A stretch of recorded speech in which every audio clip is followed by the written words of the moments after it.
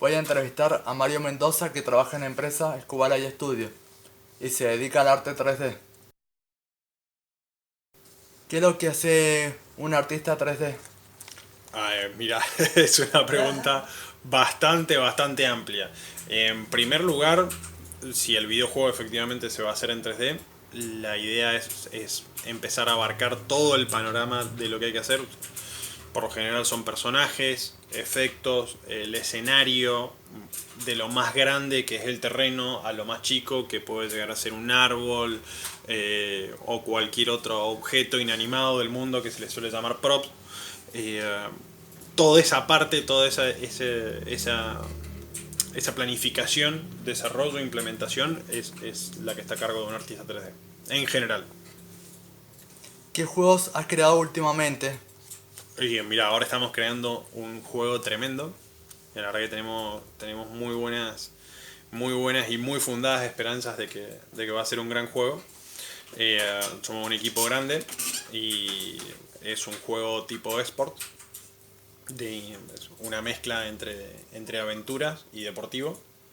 Y la verdad que estamos en este estudio desde hace ya casi un año metiéndole fuerte para hacer la primera parte, o sea, lo que se llama una demo o vertical slice o un prototipo avanzado para poder mostrar de lo que somos capaces. ¿Cómo ha sido el acercamiento a esa apertura de los escenarios? No participé en Don't Kill Santa, yo empecé a participar en Green Carnival, que fue el primer videojuego que los chicos hicieron en 3D. O sea, y ahí fue cuando me conocí al equipo y me uní para participar en ese juego. Y con respecto, por ejemplo, a este videojuego que están creando, Sí. ¿cuál ha sido así el acercamiento? Mi acercamiento al Ajá, videojuego. sí. Y mira, yo empezamos básicamente con una serie de charlas para ver cómo encaramos el juego. La verdad que ya venía bastante bien pensado desde atrás, en lo que se llama GDD, que es el Game Development Document, el documento de desarrollo del juego, ya estaba bastante bien escrito. Entonces, bueno, yo llegué más, me uní al equipo para este juego en la que ya estábamos planificando cómo íbamos a desarrollar este prototipo del que te comenté anteriormente. ¿Los videojuegos lo crearon directamente en forma digital o con manualidad? Por ejemplo, el Green Carnival o Donkey Santa. Mira, todos los juegos, si bien son de naturaleza digital, es decir, básicamente los vas a jugar en una consola o en un celular o en la computadora, primero empiezan por una etapa, en la etapa de planificación y de conceptualización siempre es a lápiz y papel, sobre todo los primeros bocetos, diseño, el estilo de arte, la búsqueda de unas buenas mecánicas, o sea, hay un proceso manual antes de ir a lo digital, pero una vez que básicamente entras en producción es 100% digital. Salvo el artista conceptual, que el artista conceptual puede o no puede utilizar medios analógicos. Pero por lo general se trabaja mucho más rápido en digital que analógico y después a digital. Y antes de realizar el videojuego, hicieron un storyboard. Sí, sí. Aunque es más propio de, de la narrativa cinematográfica, también hacemos una parte de storyboard para evaluar, por ejemplo, pequeñas animaciones que hacen los personajes, como saltos, caminatas, cómo va a correr, cómo va a interactuar con otros personajes. Bueno, por ahí sirve mucho hacer un pequeño storyboard. ¿Qué influencia, digamos, te da más a la hora de trabajar? ¿Reciben inspiración de otros artistas visuales o cierta música te ayuda a desarrollar tus creaciones?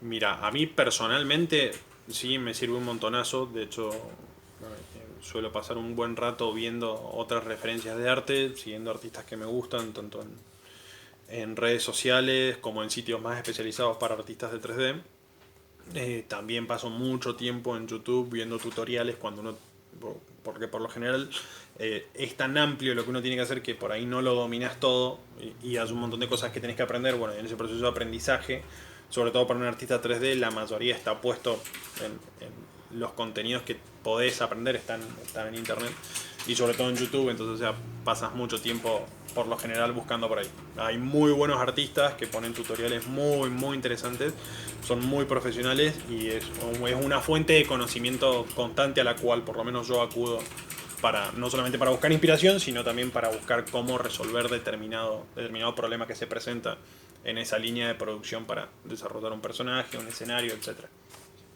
¿Con qué videojuego te gustaría dar el salto como artista 3D? ¿Por qué? Y mira, la verdad es que esto ya acá viene terreno personal. La verdad es que desde hace bastante tiempo que venía tratando de ingresar así como en la industria profesional y ya establecida como artista 3D. Me encantaría en algún momento, simplemente para sacarme el gusto, trabajar en un estudio grande de producción, sobre todo para ver cómo funciona 200, 300 personas encaminadas hacia el mismo objetivo de desarrollar un solo videojuego. Eh, pero últimamente he aprendido a apreciar muchísimo más esto que estamos haciendo acá, que es un trabajo más pequeño, más de artesano, tiene mucho más aventura, pues tiene mucho más riesgo. Hay 20.000 cosas que a uno se le escapan de control todo el tiempo y aprendes un montonazo precisamente porque bueno, hay más libertad y nada, es el espíritu indie. Y la verdad que también es, por lo menos a mí me gusta mucho más ser independiente y poder elegir los proyectos y poder enfocarme en los proyectos que me gustan que por ahí trabajar como empleado y haciendo cosas que pueden o no gustarme y cuya visión, cuya visión que se aplica no es la mía o una visión con la que esté de acuerdo, sino que simplemente soy empleado, entonces escucho, obedezco, trabajo, etcétera. Esa clase de cosas ya cada vez me atraen menos, me atraen mucho más eh, ser partícipe del proceso creativo y eso se logra con mucha más facilidad en una empresa chica que en una empresa grande. ¿Qué opinas de los títulos actuales o más recientes en cuanto al arte? Hay cosas que me parecen increíbles, como están resueltas, sobre todo los juegos que tienen gráficos que se acercan más al hiperrealismo, que cada vez está más cerca. Eso me encanta, o sea, los últimos títulos de Halo, Call of Duty, por lo general los shooters son los juegos que más le sacan el jugo a este hiperrealismo, a esta tendencia de hiperrealismo. Bueno, me atraen más esos, pero no, también juego juegos casuales sobre todo cuando estoy aburrido. Pero la verdad que no soy un gran jugador, así que tampoco conozco tantos títulos de lo que está a la moda. También la otra moda, que es una que nosotros observamos de cerca, es una moda más cartoon o más toon, más alegre, descontracturada, más vivaz, que nos ha servido de inspiración mucho para el juego que estamos haciendo. Con respecto al videojuego Green Carnival, ¿qué novedades veremos en la parte gráfica del juego? Mira, hay que pensarlo. Por ahora estamos en una etapa más cercana a la monetización, a hacerlo efectivamente rentable. Y si se da el caso, pues, actualizaremos el juego, le agregaremos, siempre se le pueden agregar un montón de cosas, desde personajes hasta minijuegos, etcétera. ¿Podés contarnos un poco del proceso artístico a la hora de crear una pieza con respecto a ese videojuego? Mira, la verdad que Green Carnival no tiene como muchas cosas así muy interesantes. Sí te puedo contar de este nuevo juego que estamos haciendo, donde el proceso empieza así. Yo sobre todo estoy encargado de los personajes.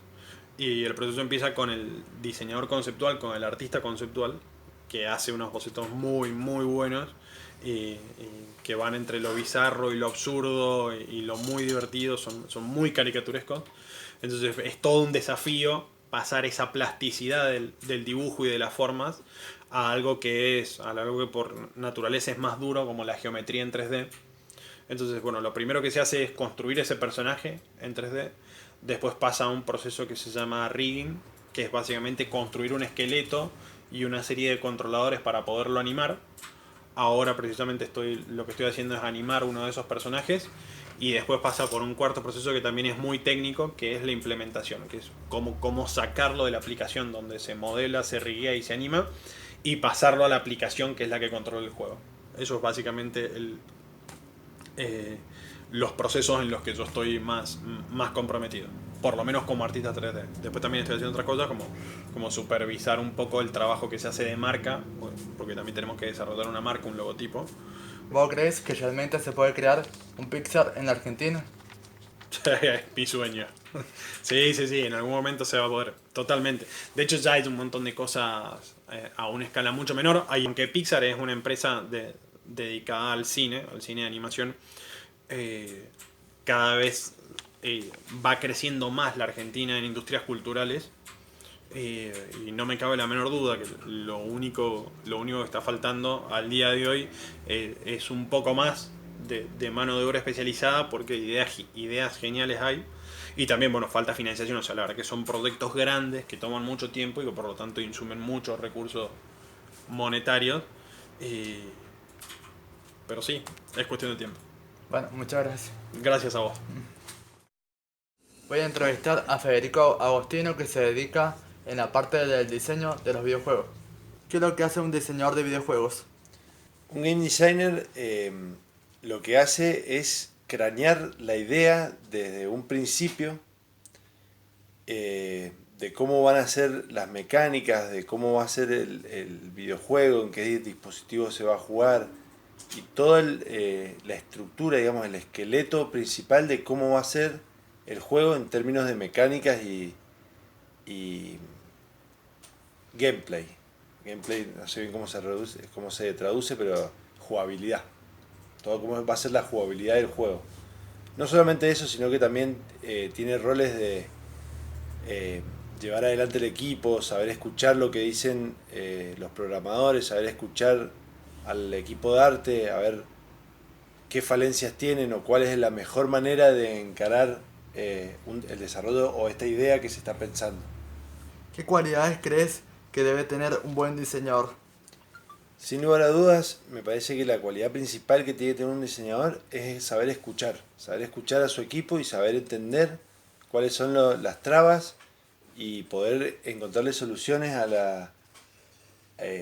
soluciones óptimas a los desarrollos que uno piensa, a la idea que uno piensa sin sacarla del camino principal, llevando la idea por el camino que uno quiere, pero escuchando y sabiendo poder modificar ese camino con lo que dice todo tu equipo. ¿Cómo ve la salida laboral en Argentina para alguien que egresa de la carrera de videojuegos? Es muy buena la salida laboral que tiene la industria del videojuego, no solamente en Argentina, porque en Argentina sí hay trabajo y sí hay muchos estudios que generan trabajo y generan empleo a través de proyectos nuevos, pero también al salir de la carrera uno puede tomar trabajo freelancer dentro de esta industria, muy bien pagos para el exterior, y hay mucho trabajo. Si uno tiene talento, el trabajo sobra. Tiene que haber calidad y tiempos de entrega correctos para poder conseguir un trabajo. Pero sin lugar a duda hay mucho trabajo en el mundo, porque esto no es simplemente en Argentina, sino que es en el mundo. Más allá de todo el trabajo que hay en Argentina, in-house, operativo dentro de una empresa, hay mucho trabajo que se mantiene también de manera freelance. ¿Qué herramientas suele utilizar en cuanto al diseño? En cuanto al diseño, no hay ninguna herramienta como un software o algo así que ayude a diseñar algo. Simplemente la idea se baja a un papel y del papel se pasa a un documento de Word que se va escribiendo y se utilizan herramientas de planificación para poder llevar un control y para poder enseñarle al equipo qué es lo que uno está pensando. Y se requiere un control muy fuerte de la planificación y las tareas en cuanto a tiempos y prioridades que se tienen que ir realizando para poder llevar el proyecto en un camino correcto. Cuéntame un poco relacionado a la marca del videojuego Green Carnival. Y Green Carnival, como te comentó Lea, es la segunda parte de la historia de Don't Kill Santa. Todo esto empezó con una historia de la parca, de que la parca se metía dentro del mundo de los vivos, que los vivos eran todo un mundo de magos, donde estaba Papá Noel y habían otras, Papá Noel, Cupido, Pachamama, estaban todos estos magos que eran los que defendían el mundo del inframundo. La parca logra entrar ahí, entonces generamos toda una historia ahí de la guerra entre los vivos y la parca. Y cuando fuimos a contar Green Carnival, la historia de Green Carnival es una precuela, es la historia que pasó antes de que se genere esa guerra. Y como el juego está ambientado en un carnaval y toda una feria a lo mexicana del Día de los Muertos, Grim es en inglés calavera, como lo son la parca, y Carnival es un carnaval, entonces le pusimos Green Carnival. ¿Qué tipografía han usado en cuanto al videojuego Green Carnival? Tipografía propia. hicimos nosotros nuestra propia tipología y diseñamos una marca de ahí para ponerle Green Carnival y está ahí para descargarse y poder verlo. ¿Cómo han diseñado los personajes y los escenarios? Los personajes tienen todo su proceso de creación. Siempre vienen desde un concepto, desde una persona que crea el primer boceto a lápiz y papel o en digital, ¿no? Pero crea un primer concepto y ese concepto se va iterando y de ese concepto se crean personajes. Nos basamos básicamente en la parca para poder crear un personaje, le dimos nuestra forma y lo creamos por ese lado. Después cuando creamos los magos también tomamos magos de referencias populares como son Santa y Cupido, Pachamama, ellos. ¿Cómo es la narrativa del videojuego? Todo empieza en la guerra entre el mundo de los vivos y los muertos, donde la parca toma el control del mundo de los vivos y se vuelve toda una guerra donde pelean magos contra muertos y se genera un vórtice que se abre que trasladan vivos y muertos por un lado y van cambiando mundos. Y no te puedo contar el final porque el final va en la tercera entrega que ya la tenemos planeada, en algún momento la vamos a hacer y ahí es donde vamos a contar el final de la historia. Lo que hemos contado hasta ahora es la guerra y cómo ocurrió esa guerra, cómo fue que la parca llegó a generar esa guerra. En cuanto a historia, eso es lo que hemos contado. Falta ahora la tercera parte que es el desenlace. ¿Qué es lo que más disfrutás como diseñador? Como diseñador es muy lindo poder ver todo el proceso de creación del juego. Poder estar desde un principio hasta un final, por más de que en la parte del medio el diseñador toma una posición más pasiva y ve trabajar mucho más a los programadores y a los artistas, pero es bueno verlo y es muy bueno poder ver todo el recorrido desde principio hasta fin del juego, de la creación que uno tenía, de cómo fue mutando y cómo fue mejorando para llegar a lo que llegó. Eso es muy bueno realmente. Bueno, muchas gracias. Gracias a vos. Voy a entrevistar a Leandro Agostino, que se dedica a la parte del sonido y es fundador de la empresa Scuba Light Studios. ¿Nos podés contar cómo es trabajar para Scuba Light Studios? Es como una fiesta arriba de una montaña rusa en un carnaval carioca.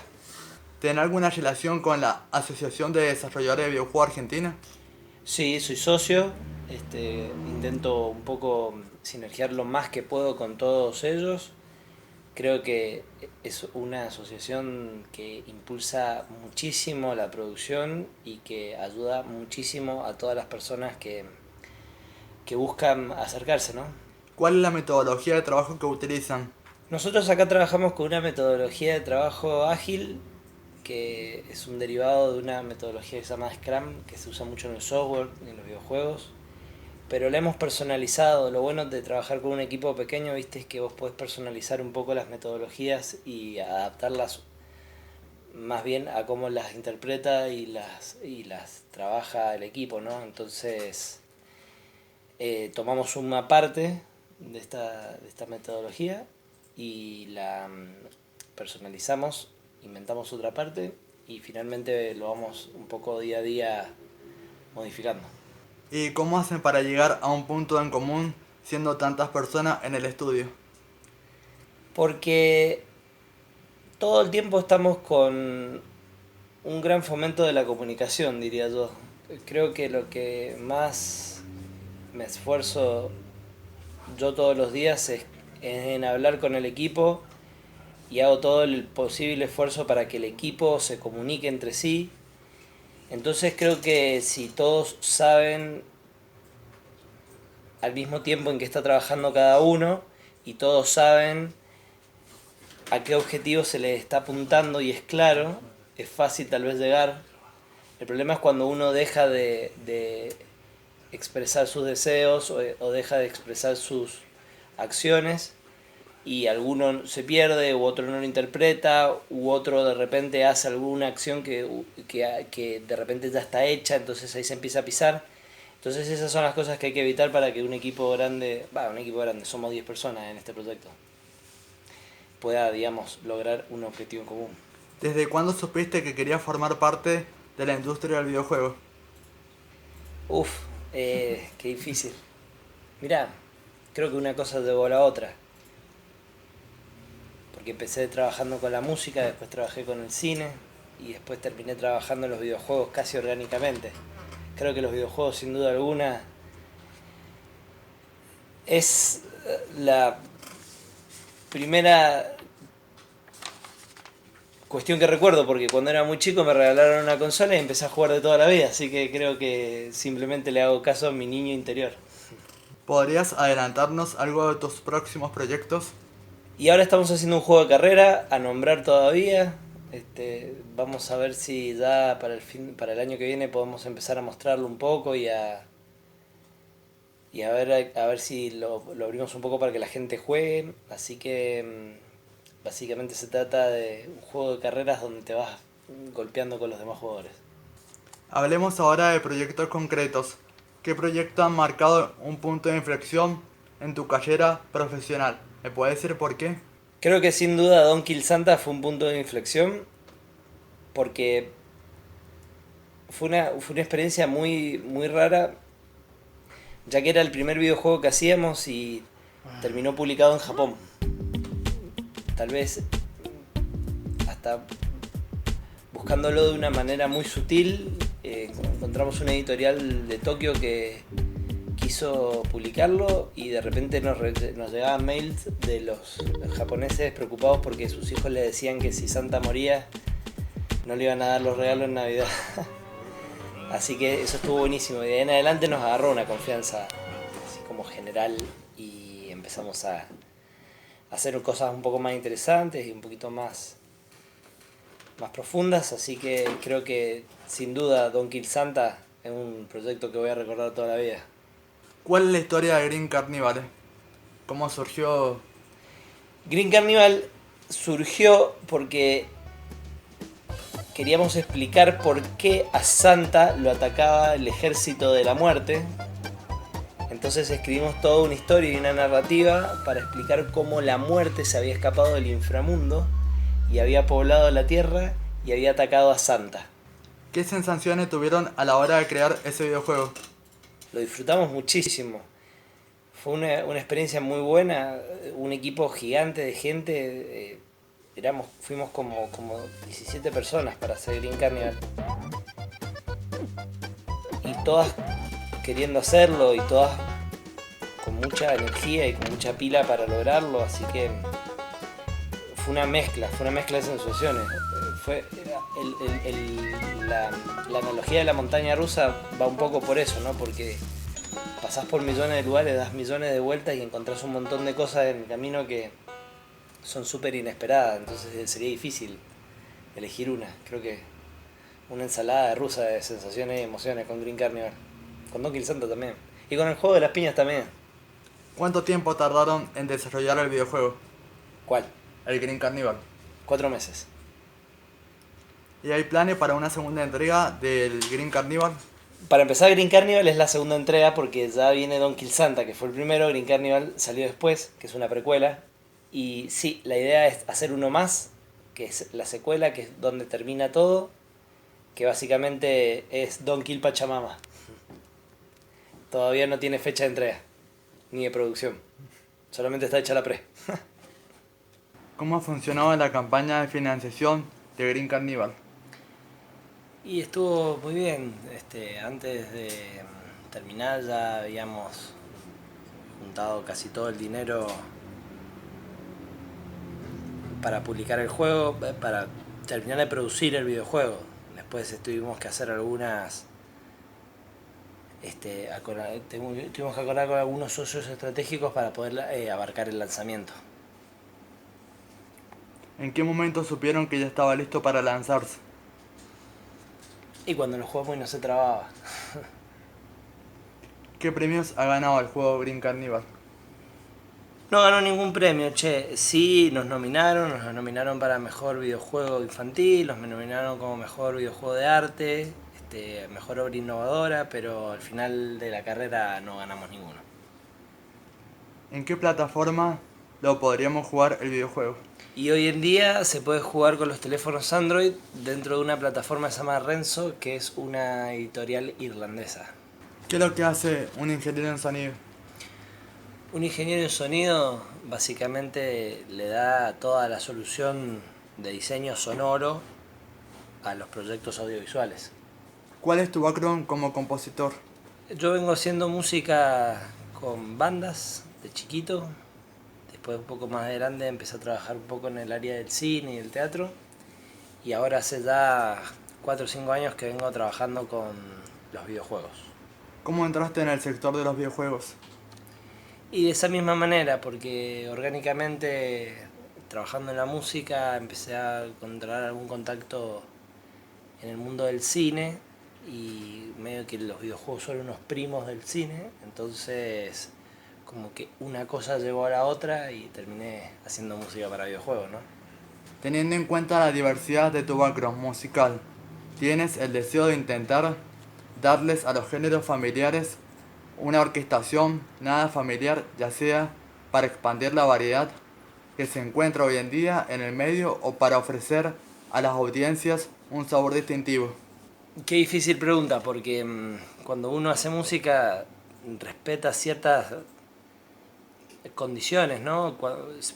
Si haces algo demasiado disruptivo puede no pegar con el resto de la obra y termina siendo una experiencia que es media difícil y media rara. Yo intento no ir lejos de lo que los demás proponen o de lo que la audiencia quiere. Intento siempre mantenerme dentro de los márgenes un poco de lo que se espera, y el nivel de innovación siempre son algunos detalles o algunos ápices o algunas líneas en los alrededores, digamos, del tronco de la composición. ¿Hay algún instrumento, composición o estilo musical particular que te encantaría que se usara en la banda sonora de tu juego? Mirá, a mí siempre me gustaron mucho las guitarras eléctricas con distorsión, pero no sé si en este juego las vamos a poder poner. Este juego tiene mucho de música electrónica y de bandas de sonora de esa línea, entonces lo que vamos a intentar acá es usar mucho sintetizador y, ¿viste? Y librerías de sonidos de 8 bits, así que vamos a ir por ese tipo de sonidos. Cuando llega un cliente con una idea, ¿cómo se desarrolla posteriormente el proceso de creación de la composición musical?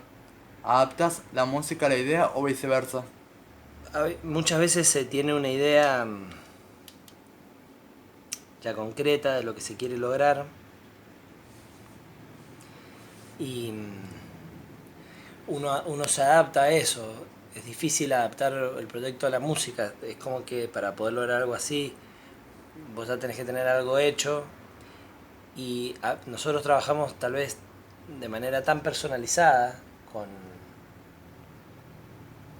los proyectos que cada vez que vos vas a hacer algo construís algo nuevo y de cero. Es raro reciclar algo viejo o adaptar lo que estás haciendo a algo que ya tenés. Entonces normalmente lo que se hace es se evalúa el proyecto en sí y se crea una música específica para eso.